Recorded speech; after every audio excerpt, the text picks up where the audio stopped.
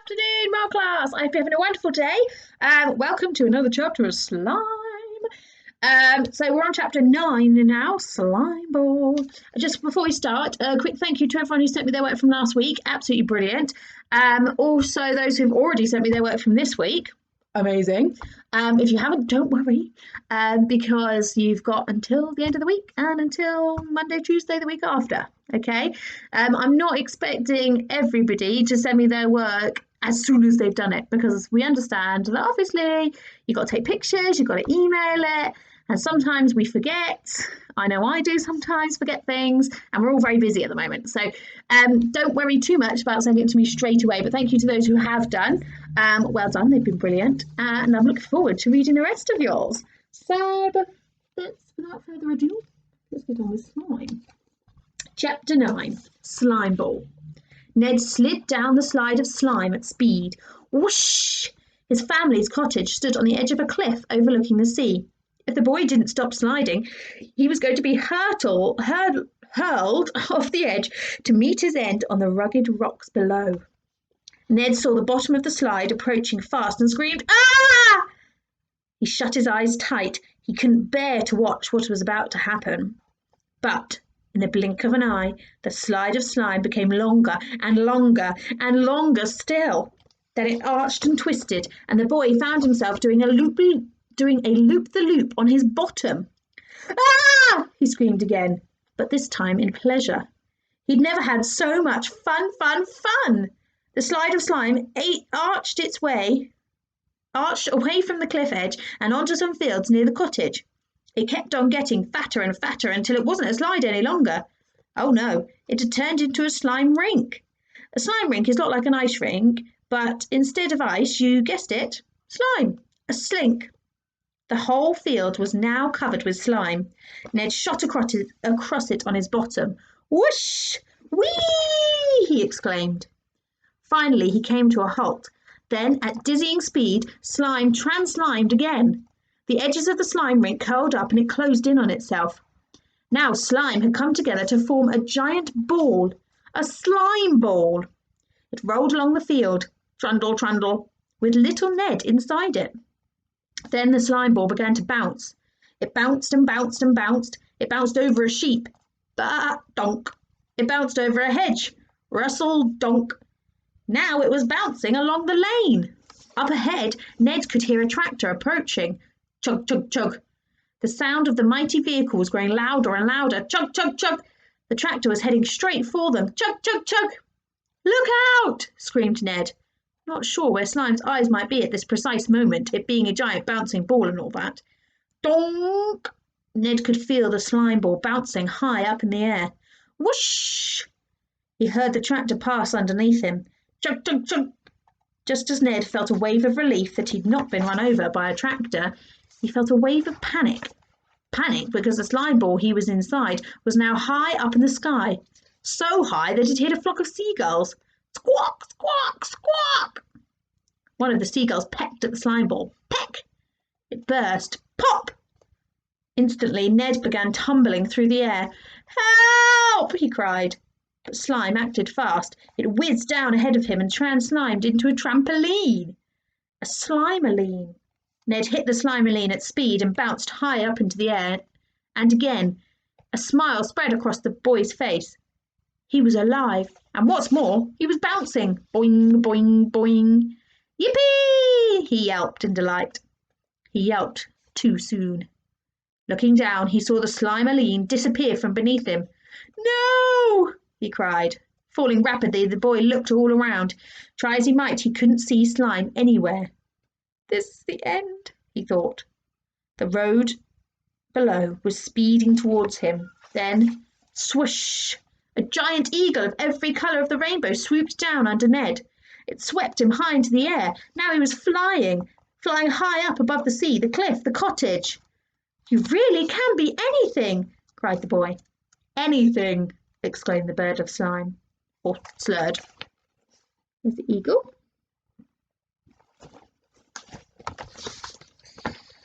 From all the way up here, the Isle of Mulch looked tiny. The houses looked small, the trees looked small, the people looked small, The people looked so small, in fact, that they were little more than ants.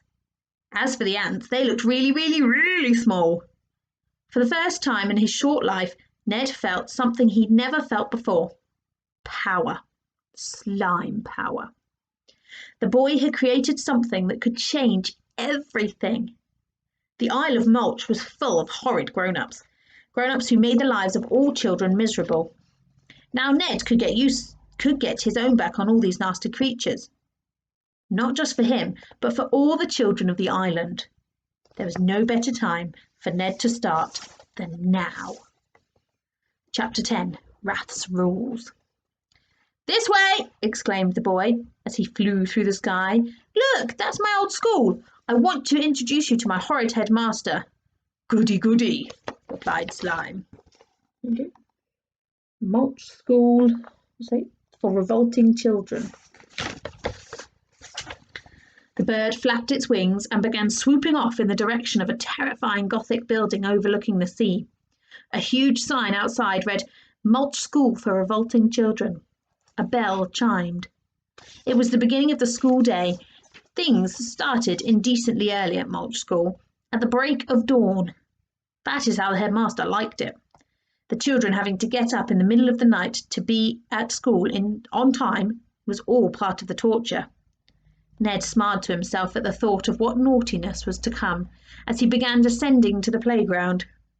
Just as soon as the bird of Slime's feet touched down, it placed Ned onto a bench and then trans-slimed back into a blob. The blob loomed behind the boy like a great slimy shadow. "Let's give Mr. Rath something to be angry about," began the boy.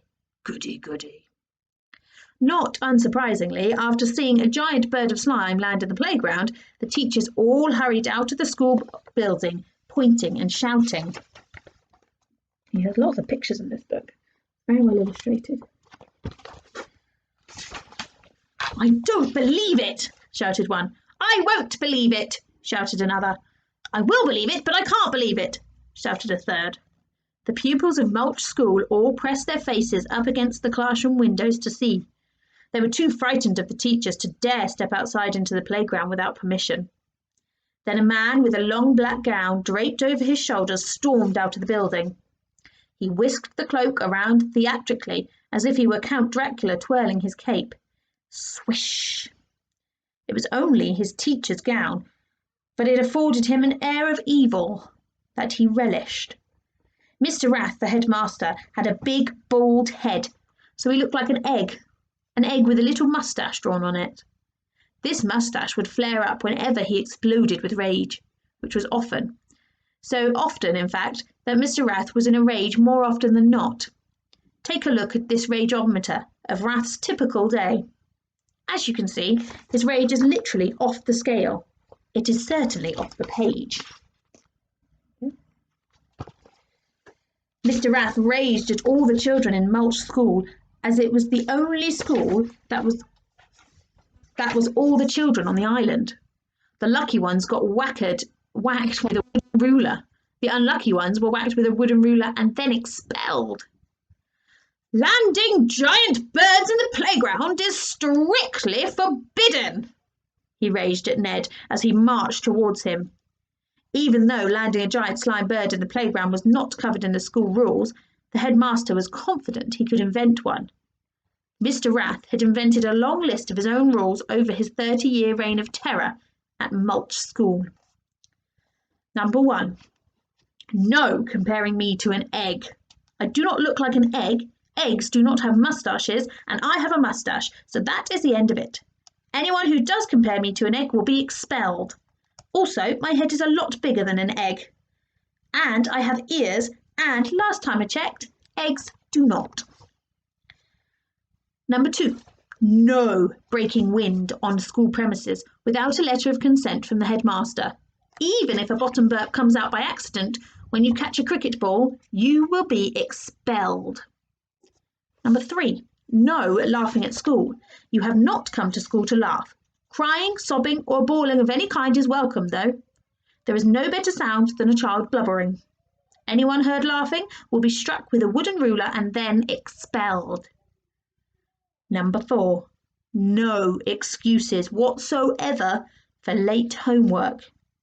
I don't care if your house took off in a tornado or you were abducted by aliens. If your homework is so much as 1 second late, you will be expelled. Number 5, no moaning about school dinners. Shoefish are incredibly tasty and can be used in every single dish in the school canteen. Shoefish spread, shoefish pie, shoefish stew, shoefish curry, shoefish cake, shoefish blancmange, shoefish mousse, shoefish surprise, the surprise being it is made out of shoefish. Anyone overheard moaning about school dinners will be forced to finish their school dinner before being expelled. Number 6, no wearing your tie the wrong way round, so the skinny part is on the outside and the wide part is on the inside. Anyone found with their school tie the wrong way round will be spun around by their tie and expelled out of the window. Number 7, no playing in the playground. At break time and lunchtime, you are only permitted to stand around in the rain. There shall be no playing of games. Any child caught playing games will be forced to stand outside in the rain and then expelled. Number 8, no chocolate allowed on school premises. Any chocolate will be confiscated personally by me. I will then dispose of the chocolate by eating it. Anyone who refuses to hand over their chocolate to me will not be expelled. They will be held upside down by their ankles and dangled out of the window until they hand over their chocolate. After I have eaten their chocolate, then and only then will they be expelled. Number 9, no sneezing during lessons. It is disruptive to work. If you do feel a tickle in your nose telling you that a sneeze is coming on, then for goodness sake wait until you return home and then sneeze. Anyone heard sneezing in school will be expelled just as a sneeze expels snot from your nose. A handy metaphor, as children equal snot. And number 10, no complaining about how many rules there are in school. Anyone found complaining will not be expelled, as that is what they would want. Instead, they will be put down a year every year and be forced to stay at the school forever. Just ask old man Giles. He is 92 and has been at Mulch School all his life. Wow, I'm going to have to stop there for today. I hope you have a great day and are staying safe and well. Thank you for your emails and lovely to hear from you and see some pictures. Have a great day and I'll see you tomorrow for another episode of Slime. Bye bye. Oh, I've got to stop it. Bye bye.